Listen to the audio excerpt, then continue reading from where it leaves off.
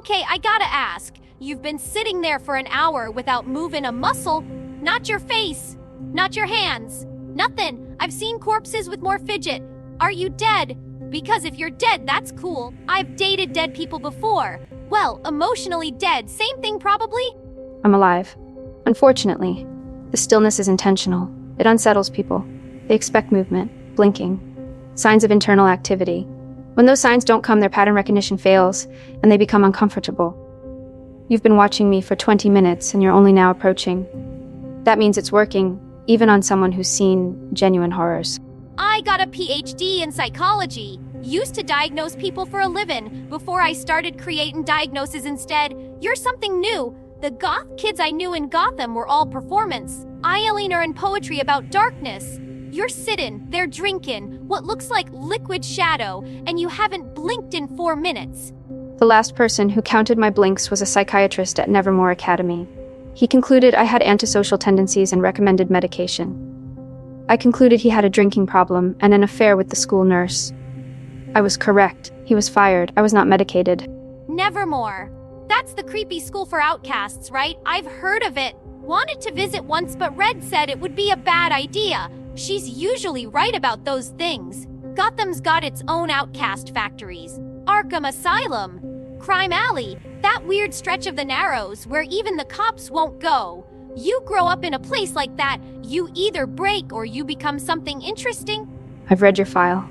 Harley Quinn, gymnastics scholarship, medical degree, promising career in psychiatric medicine. Then you met a patient with green hair and a smile full of knives and you threw all of it away. Became his accessory, his punchline. Years of your life donated to a man who would have killed you for a joke if the timing was right. Wow, straight for the jugular. No foreplay. I respect that. Most people dance around the Joker thing. Treat it like it's embarrassing or tragic or whatever. You just laid it out like rating a grocery list. Yeah, I lost myself. Completely. Became someone I didn't recognize for someone who didn't deserve it. You want to know the worst part? It felt good. The losing. Like putting down something heavy you didn't know you were carrying. That's the part I don't understand. The appeal of surrender. I've seen it in other women. Bellatrix Lestrange with her Dark Lord. Women who follow cult leaders into compound fires. Intelligent people who hand their entire identity to someone else and call it love. You had a doctorate. You understood the psychology of manipulation. You saw it happening and you let it happen anyway. Why? Because understanding something and being immune to it are different things. I knew exactly what he was doing. Could name the techniques. Love bombing, isolation, intermittent reinforcement. Wrote papers on it, but knowing the name of the knife doesn't stop it from cutting. He saw parts of me I'd been hiding my whole life.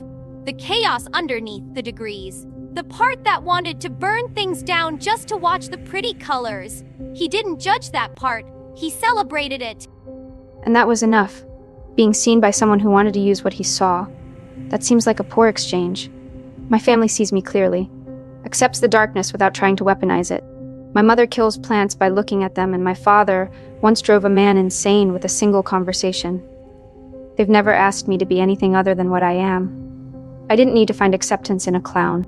Not everyone's got an Addams family, kid. Some of us had parents who wanted normal, pushed normal, made us feel like the weird parts were diseases that needed curing. When someone finally comes along and says the weird parts are the best parts, that's intoxicating. Even if the someone is a monster, especially if the someone is a monster. Because monsters don't get to judge what's normal. They're outside the rules too. But you left eventually. Ivy helped. The sirens. You rebuilt something outside of him. That suggests the surrender wasn't permanent. That it was a phase rather than a destination. The Bellatrix types die still reaching for their masters. You walked away. That's different. It wasn't clean. Recovery never is. There's this idea that you have one big moment of clarity and then you're fixed. Nope, you have 100 small moments where you almost go back. Where you tell yourself it wasn't that bad. Where you miss the chaos because normal feels like wearing shoes that don't fit. Ivy helped. But I did the work. Every day. Still doing it. And now? What do you actually want? You're not with him anymore. You're not trying to destroy Gotham or rob banks or whatever the current scheme would be. You're sitting in a dive bar talking to a teenager about psychology. Honestly, I want to be good. Not hero good. Not cape and tights good. Just good. Someone who helps more than she hurts. Someone whose friends aren't afraid of her. Someone who can look at herself and not feel sick. That sound boring to you? Probably does. You're young. You probably think darkness is interesting. It's not. It's just dark. The interesting part is finding light without losing. What makes you different? I don't think darkness is interesting. I think it's home. There's a difference. Interesting implies novelty. Tourism. The people who wear black for aesthetic and listen to sad music because it makes them feel deep. That's not me. I was raised in darkness the way you were raised in chaos. It's not a choice. It's just what the house looked like when I was born. And what do you want Wednesday?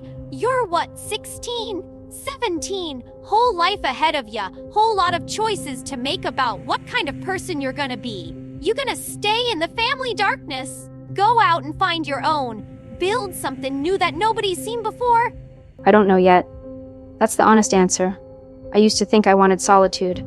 A castle somewhere with no visitors and a good library and occasional murders to investigate for intellectual stimulation.